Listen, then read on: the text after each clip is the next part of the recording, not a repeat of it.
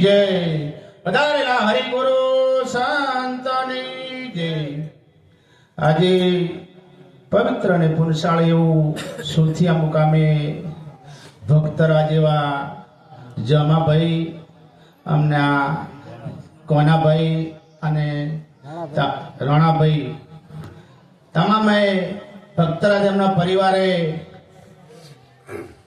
ગુરુ મહારાજના દવારે વધાર્યા, પગલા કરાયા. સંતોને દૂર દૂરથી મહાપુરુષોને બોલાવી અમને પણ દર્શન કરાયા. કોટી કોટી વંદન છે બાપુને. વાલા વાણી દવાર સત્સંગ દવાર મનુષ્યને એક જ આપણાને સમજણની વાત કરે છે. સમજવાલા એક મનુષ્યનું જીવન દેવોથી દુર્લભ કીધું છે.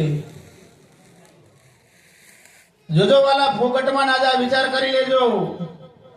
મનુષ્યનું જીવન દેવોથી દુર્લભ છે અને એમાંય પાછું આપણને જને જને આવા મહાપુરુષોનો સંગ મળ્યો એ દુર્લભ છે. એમાં ત્રીજી વાત અનોખી છે, સંતોનો સંગ મળ્યો અને આવા સદગુરુ મહારાજનો ભેટો થયો ને એટલે આપણે કોક ભાગ્યશાળી ગણાય વાલા. ખરેખર ભાગ્યશાળી હોય એને જ સદગુરુ મહારાજનો ચરણો મળે. ખરેખર તો મનુષ્યની વાત છે, આયો પણ જાણ્યો નહીં મને ખા જેવો મરામ, શેર અનાજ ને કાજે કોટે મજા છે કરામ. જો આપણે વાલા એક આપણે આવા શેરીઓ ભરવા સારું થઈને કેટલા ઉધમ કરી રહ્યા છે.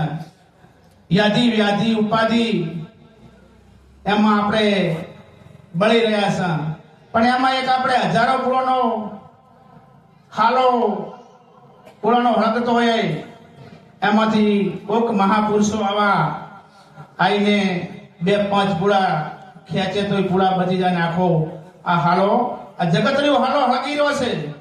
એવા આવા મહાપુરુષો ચરણે જઈને જે પોતાને જાણે છે એનું જીવન ધન્ય બની જાય છે. જ્યારે તોરલને જેસલ રાજા નામમાં બેઠા ત્યારે જ્યારે જેસલ ફરફડવા લાગ્યો એટલે તોરલે કીધું કે જેસલ પાપ તારું પોકાર, ધર્મ તારું તું સંભાળ, તારી બેડલીને ડૂબવા નહીં દેવું. આપણો ધર્મ શું છે? મનુષ્યનો ધર્મ શું છે?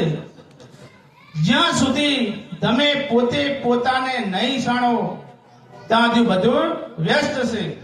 ગમે એમ જપ કરો, તપ કરો, તીર્થ કરો, હોમ કરો, હવન કરો, ગમે એટલા ચાલીને ચરણે જાઓ, પણ જ્યાં સુધી તમારો અનુભવ પોતે પોતાનો નહીં થાય ત્યાં સુધી વ્યસ્ત છે.